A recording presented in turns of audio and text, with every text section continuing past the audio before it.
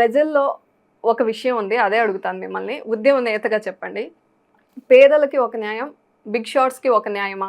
పేదలకి జరిగినప్పుడు వచ్చి రాజకీయ నాయకులు మాట్లాడుతున్నారు, అండగా ఉంటున్నారు. కానీ బిగ్ షాట్స్‌కి ఏదైనా జరిగినప్పుడు ఎవరు ముందుకు రాలేకపోతున్నారు, రాజకీయ కోణంలో ఆలోచిస్తున్నారు అని మాట్లాడుతున్న వారికి ఏం చెప్తారు? పేదలకు ఒక న్యాయం, పెద్దలకు ఒక న్యాయం అనేదైతే సమాజంలో ఆనాటి నుంచి ఈనాటి వరకు ఉంది. వాళ్ళు పెద్దోళ్ళు అంటారు, ఇన్ఫ్లుయెన్స్ చేసుకోగలుగుతారు, వాళ్ళకు జడ్జిలతో సంబంధాలు ఉంటాయి, ఐఏఎస్ ఆఫీసర్ సంబంధం ఉంటాయి, ఐపీఎస్ ఆఫీసర్ సంబంధం ఉంటాయి కానీ హైడ్రా అని విషయంలో అంటారు. నేను సంబంధాలు ఉంటాయి అంటున్నా కానీ ఎంత ఇన్ఫ్లుయెన్స్ చేస్తారని మాట్లాడుతున్నాను. రైట్. నేను తప్పడతాను. ఓకే, డీటెయిల్స్ లోకి వెళ్ళొద్దు. ఓకే. వీళ్ళకి ఎవ్వరు గరీబులకు ఎవ్వరు ఉండరు కాబట్టి మాలాంటి వాళ్ళమే వాళ్ళకు దిక్కు. గరీబులకు మాలాంటి వాళ్ళకి దిక్కు కాబట్టి తప్పకుండా ఉంటాం వాళ్ళకు. అంటే దిక్కు లేని వాడికి దేవుడే దిక్కు అన్నట్టుగా దిక్కు లేని వాడికి దేవుడే దిక్కు కావచ్చు, కానీ కనబడుతున్న ఉన్నాం కదా, మేమని ఉండాలి కదా కొంత. వాళ్ళ ఆశీర్వాదంతో వాళ్ళ ఓట్లతో ఈ పదవిని సంతరించుకున్న వాళ్ళం కాబట్టి, సంపాదించుకున్నాం కాబట్టి డెఫినెట్గా దాన్ని న్యాయం చేయాలి కాబట్టి ఉండాలి.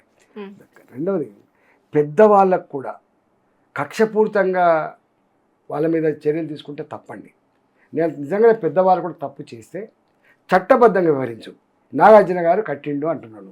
నాకు తెలిసి నాగార్జున గారు కట్టింది బఫర్ జోన్నే కావచ్చు కాక, ఎఫ్టీఎల్నే కావచ్చు కాక, కానీ బాగా చెప్తాది పట్టాల భూమి అని ఉంటుంది. పట్టా భూమి అని ఉంటుంది పక్కా. ఇంతగా కూలగొట్టేప్పుడు నోటీస్ ఇచ్చి అవన్నీ తీసుకోమని చెప్పి నువ్వు ఏసీలో గీసీలో అని నువ్వు ఇప్పుడు నేషనల్ వేస్ట్ కదా అది. నువ్వు ఆయన కూలగొట్ట దాచుకున్నావు.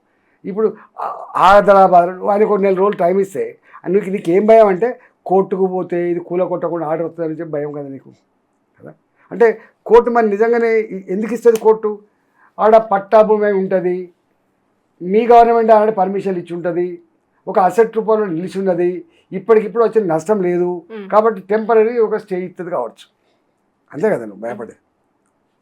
అందుకని దొంగ లెక్క కూలగొడుతుంది. ఇవాళ కూలగొట్టి ఏం చేసావు మనం? నేను అడుగుతున్నా, రేవంత్ రెడ్డి గారికి నేను ఒక చిన్న సూచన చేస్తున్నాను. ఇవాళ పర్యావరణవేత్తలారా, సమాజ హితాన్ని కోరేటువంటి సంఘ సంస్కర్తలారా, నేను మీకు ఒక మాట అడుగుతున్నా.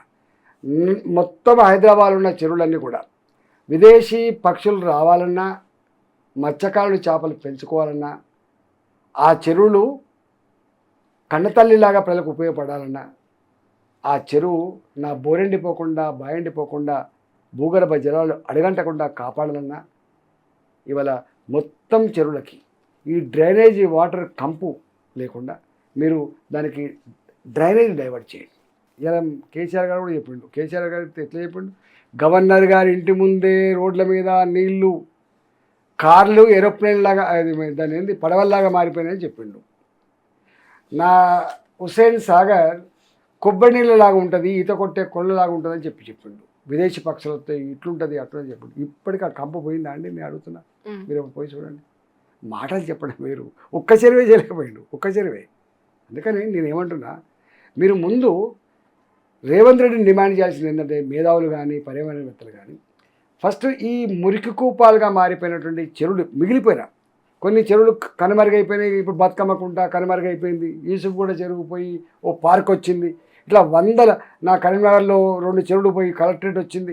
ఇప్పటికీ వందల వేల చెరువులు డిస్మాంటిల్ అయిపోయినాయి. కానీ ఈ హైదరాబాద్లో మిగిలి ఉన్నటువంటి చెరువులు ఏవైతున్నాయో, మిగిలి ఉన్నటువంటి ఈ ఈ ఎఫ్టీఏలో ఇప్పుడు నీళ్లు ఉన్నటువంటి ప్రాంతాలు ఏవైతే మురికి కూపాలని బంద్ చేసి ఒక మంచినీళ్ళ చెరువులుగా మీరు మార్చండి ఫస్ట్. ఆ తదుపరి మళ్ళీ మనం మాట్లాడుకుందాం. రెండవది, మూసి ఇవాళ నిజాం అన్నాడు రాళ్ళ కట్టడాలు కట్టిండు అటుపక్క ఇటుపక్క. నువ్వు సిమెంట్ కాంక్రీట్తో వరదలు రాకుండా చేయి ఫస్ట్. దాంట్లో పాల లాంటి నీళ్ళు, నువ్వు కొబ్బరి నీళ్ళ నీళ్ళు పారుతావు, ఏం నీళ్ళు పారుతావు, గా పని చేయి. అవసరం ఒక 10 ఫీట్లు డెప్త్ కొట్టు. నువ్వు అక్కడ కూడా తెచ్చి నువ్వు అటుపక్క ఇటుపక్క ల్యాండ్ అక్వైర్ చేసి దీన్ని సుందరమైన దాన్ని చేస్తా అంటే సుందరమైన చేయి, కానీ కొన్ని దాని వెనుక నలిగిపోతున్న పేదల బతుకుల గురించి కూడా పట్టించుకో. సుందరం ఒకటే కాదు, పేదల బతుకులు చాలా ఇంపార్టెంట్, గుర్తుపెట్టుకో. ఇప్పుడు ఈ పేదల ఇండ్లు ఇవన్నీ లేకుండానే సుందరమైన నది తయారు చేయడానికి నిష్ణాతులు ఉన్నారు. మాలంటలు కూడా సలహా ఇస్తాం, రా మాట్లాడుకుందాం చేసుకుందాం. కానీ ఎందుకు పిచ్చి పని చేస్తావు చెప్పండి. ఇప్పుడు వీళ్ళు మాట్లాడుతూ ఇలా శ్రీధర్బాబు గారి ప్రెస్ మీట్ చూస్తున్నా, ఇది బఫర్ జోన్ నిర్ణయించింది టీఆర్ఎస్ ప్రభుత్వం, కేసీఆర్ఏ, దాన్ని ఎఫ్టీఎల్ నిర్ణయించింది, అదే ఎట్లా కూడగొట్టారనో చెప్పింది వాళ్ళే, 10,000 ఇళ్ళు ఉన్నాయని చెప్పి నిర్ధారించింది వాళ్ళే. ఆ పని చేసిందని కదా వాళ్ళని బొందబెట్టింది. మరి నువ్వు కూడా వాళ్ళని ఎందుకు ప్రస్తావిస్తావు? నీకెందుకు అధికారం ఇచ్చిండ్రు?